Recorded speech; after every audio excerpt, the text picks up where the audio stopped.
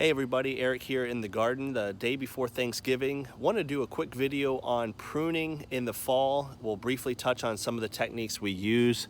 Speaking of fall, we traditionally don't have a lot of color here in eastern North Carolina, but that tree right there is looking fantastic. As far as the roses are doing, pretty much the end of the year. You can see there's still a bloom on Zach Noble's here. Have a pretty nice bloom on a couple of these back here. This one is Sheila's Perfume, more known for its fragrance than anything. And this is a rose from the 90s signature. Nice one on that. Louise Estes there. So got a couple blooms. You can see some of the taller bushes. In the foreground is Let Freedom Ring. And then behind that is Zach Noble's, which you would expect to be a similar height since it was from Let Freedom Ring. And then one of the tallest ones in the garden so far this year has been Hot Princess. This is probably about 7.5 to 8 feet tall. So roses did well this year. You'll notice a lot of the leaves are missing. Some of that is certainly due to black spot, and a lot of it is due to a nor'easter we had a couple weekends ago. We had 50-mile-per-hour winds here locally, and the winds were about 24 hours in duration, so we lost a lot of the leaves. So today's video, I'm going to do a little bit about garden cleanup. Traditionally, I do not prune roses in the fall. The reason for that is if you give them too much of a haircut and you prune them too low, then their margin for dieback in the wintertime is less.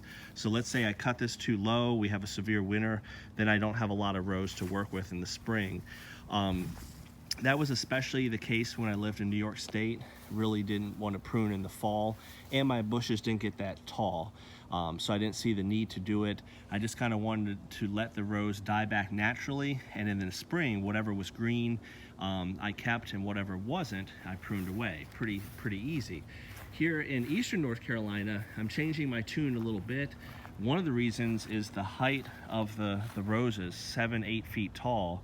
When they're that tall, they'll have what's called a rocking action. If they're really tall, when the wind blows, they will rock back and forth and have a tendency to fall over. You'll see on some of them, eventually I want to get them all tied up. These are on Fortuniana, so as it is, it has a very shallow fibrous root system, so they're not real deep. So a lot of these are tied in with some PVC piping. They're tied in. I'm thankful for my wife that did this after one of the storms. Again, here's Baby's Blush. It actually fell over, and then she tied it back up. So that's one reason they're much taller here. The other reason is I tended to have a lot of dieback in the spring from winter diseases, canker and things like that. So I'm going to get in here now while the roses are healthy, and then I'm going to use a little Elmer's glue and seal those up. So hopefully I won't have those issues next spring. The other thing, once I trim them down, I'm actually going to remove the leaves and then try to do a dormant spray, or maybe just what I usually spray in the summertime, just to keep any disease issues from overwintering. Speaking of that, eventually I'm going to try to clean up some of this leaf litter. These are rose leaves, and you can see some of them are diseased. So just kind of giving the garden a good cleanup as we head into the wintertime is what I'm going to achieve today. Nothing too fancy. What I usually do is a wheelbarrow. We have an extra trash can. The local trash company switched out bins, and they don't use this one anymore.